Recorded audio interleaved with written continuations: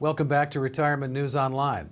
So saving for retirement and ensuring those funds last throughout your lifetime may get easier if a bill that's circulating Congress is passed into law. The Setting Every Community Up for Retirement Enhancement, or the SECURE Act, which passed recently in May in the House by a 417-3 vote, aims to improve the nation's retirement system. It has a number of provisions, many of which provide new opportunities to save. My guest is Greg DuPont in Dublin, Ohio. Greg, thank you for joining us today. So what are the important provisions in your mind in this bill? Well, the primary thing that people need to understand with the SECURE Act is that it is reflecting a fundamental change in the way that inherited IRAs are going to be taxed. And that is a change that is not only in the bill that has passed the House, but it's also part of the bill that's being considered in the Senate. So this change is very probable at this point in time. So some of the changes actually include raising the RMD age to 72 from age 70 and a half. What else do you see in this bill? There are some good elements of the acts that have passed the House and are being considered in the Senate. The provision that you referred to, where the RMD is not required until age 72 to allow that account to continue to grow, is a good change.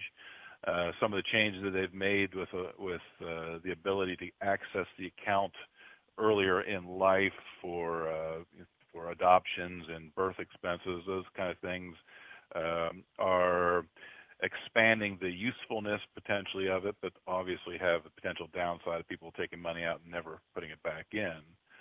So it's not all a bad thing, but what people have to understand is that this change of the way that inherited IRAs are going to be taxed is part of the bill that they call the revenue enhancers. So basically they're expecting to bring in a bunch of tax revenue out of this change in the way that inherited IRAs are taxed.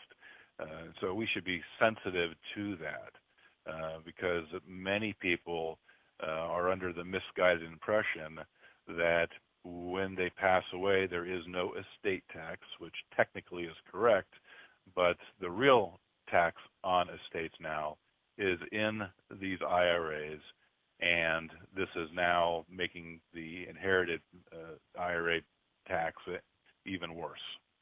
So finally, another provision is using annuities in a 401k plan. Explain that. Part of the change that is beneficial to the consumer is possibly the move toward allowing the consumer to invest in an annuity during their accumulation phase through their 401k. Now, we've yet to be shown how this is going to work in practice, but it is a reflection of the fact that the shift away from defined benefit pensions have left the consumer in a position where they don't have a consistent paycheck, and they're giving the consumer the potential to maybe build their own pension in the form of an annuity, and is a reflection of the value that tool can have in your retirement plan. That's Greg DuPont in Dublin, Ohio. Thank you for watching Retirement News Online.